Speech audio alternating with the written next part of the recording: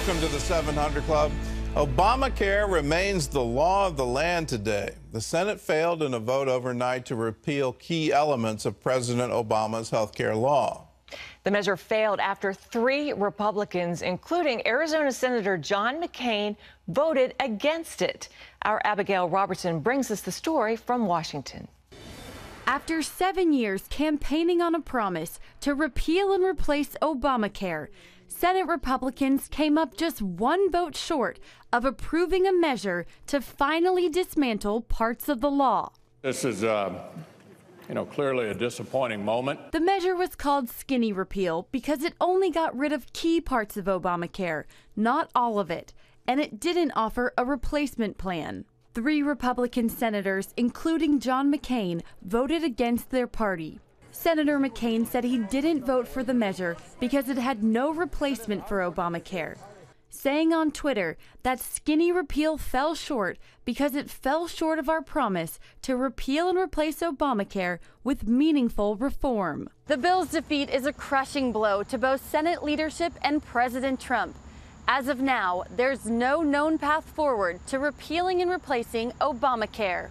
And with the failure in the Senate, President Trump says just let Obamacare implode. Many Republicans were not huge fans of the failed bill, but wanted to pass it and use it as a starting point to work on Obamacare repeal that could be amended and changed in conference with the House.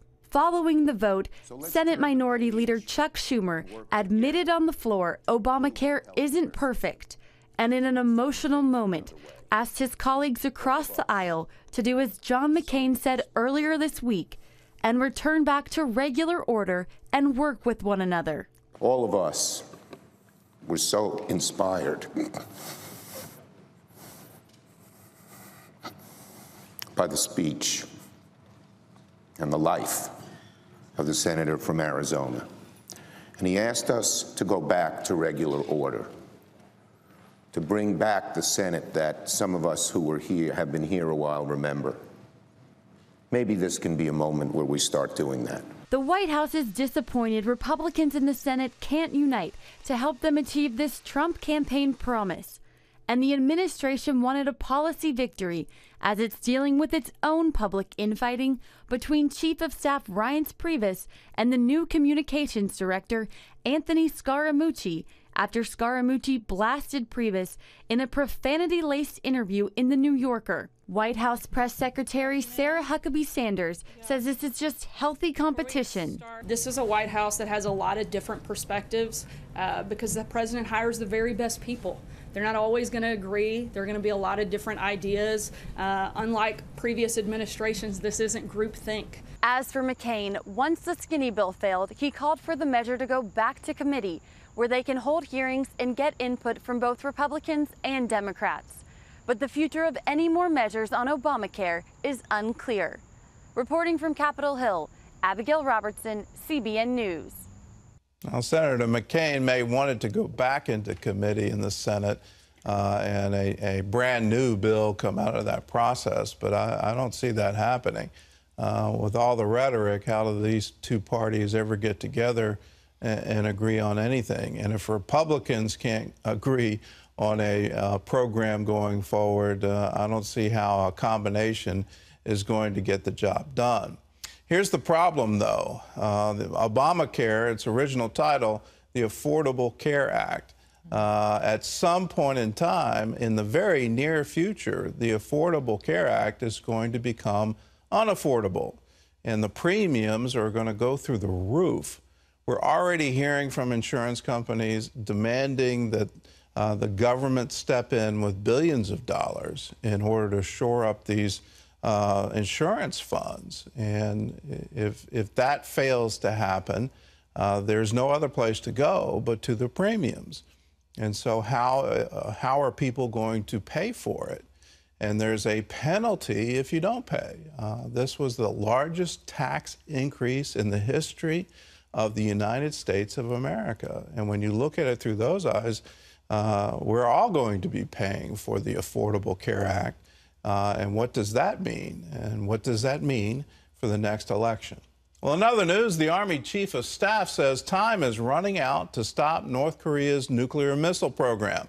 John Jessup has that story from our CBN News Bureau in Washington. John?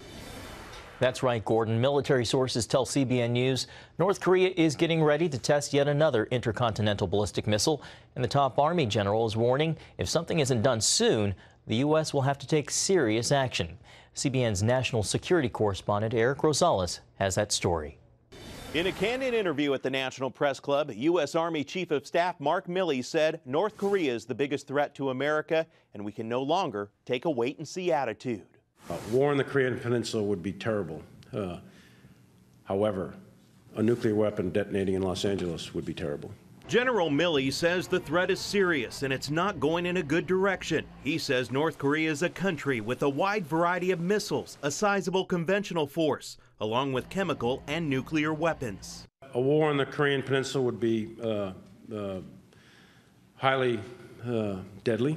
It would be horrific. The United States military, in combination with the South Korean military, would utterly destroy the North Korean military, but that would be done at high cost. But the general says we are at a point in time where tough choices will have to be made. We are going to have to make conscious decisions that are going to have significant consequences.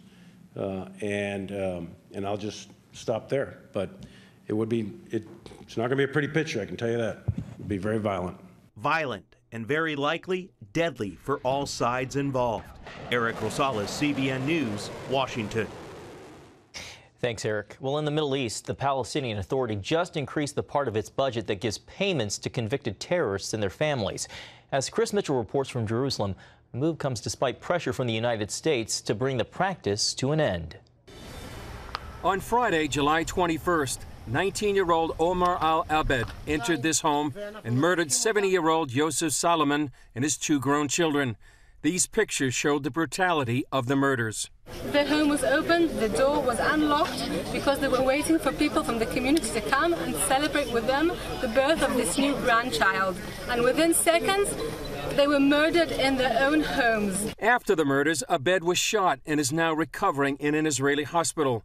But according to a long-standing policy by the Palestinian Authority, he'll now start receiving a salary.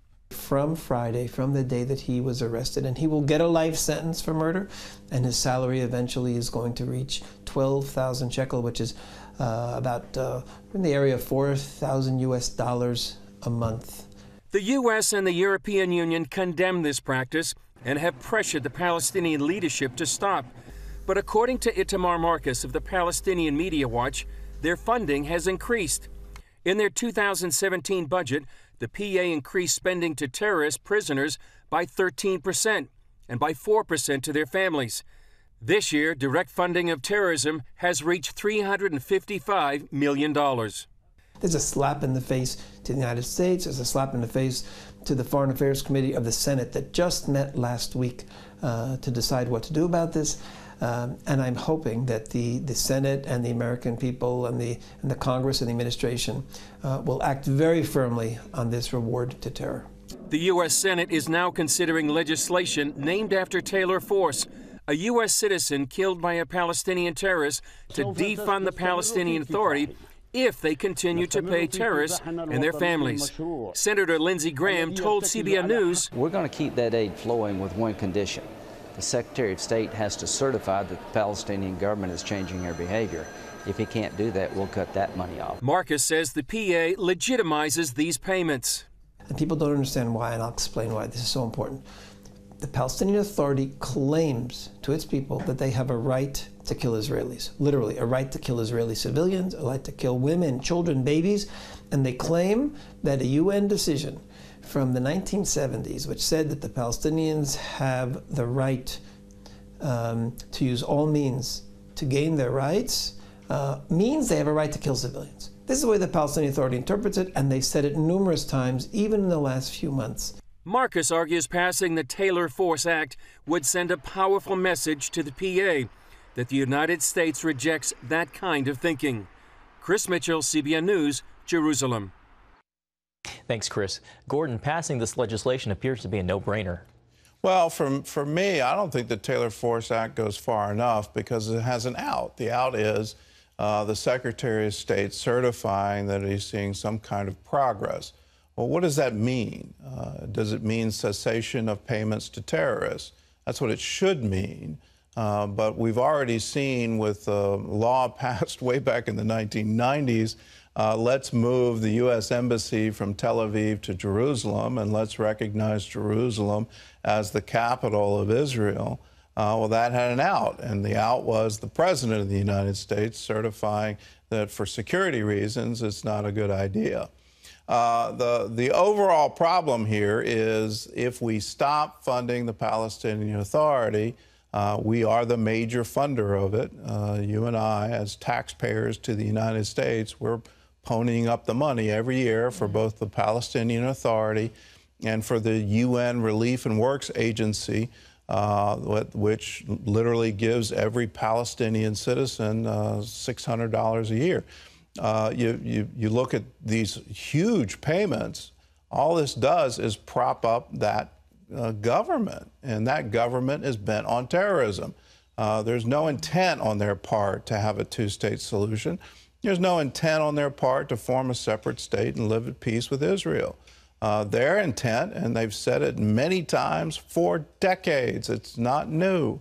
They want to go back to Haifa. They want to go back to Jaffa. They want to destroy Tel Aviv. They want to wipe Israel off the map. I think we ought to take them at the word and say, well, if that's what you want, well, then there's no longer a Palestinian Authority, and there's no longer support coming from the U.S. for this fiction going forward. It's been there for now 69 years. Palestinian Authority hasn't, but the whole concept of UNRWA, the whole concept of supporting refugees, Palestinian Authority has been there since the PLO. So how long does it have to go on before we wake up to say, this isn't working and this is never going to work? So it's time for us to take action. And is the Taylor Force Act a step in the right direction? Yes, but it's one of those bills that we have a false sense of accomplishment. And all we're going to do, every single administration, is kick the can down the road, because what happens when the Palestinian Authority dissolves? Well, there's going to be a humanitarian disaster. And where do they go? And what country receives them? And how do you deal with that? That's going to be a major issue. But from where I'm sitting, let's not reinforce the fiction. Let's not reinforce some dream, the right of return. All we're doing is funding terrorism. Now, if you want to know the real history, what really happened back in 1967, what was the provocations for the Six-Day War, how was it really conducted from the point of view of the soldiers who actually fought the battle, I've got something for you. It's called In Our Hands, The Battle for Jerusalem. You can't understand today's headlines unless you know this history. And this will give you the eyewitness accounts, the real history of what happened in the Six-Day War, how Israel gained control of East Jerusalem, how it gained control of the West Bank. And it's yours for a gift of $15. So if you'd like it, give us a call, 1-800-700-7000.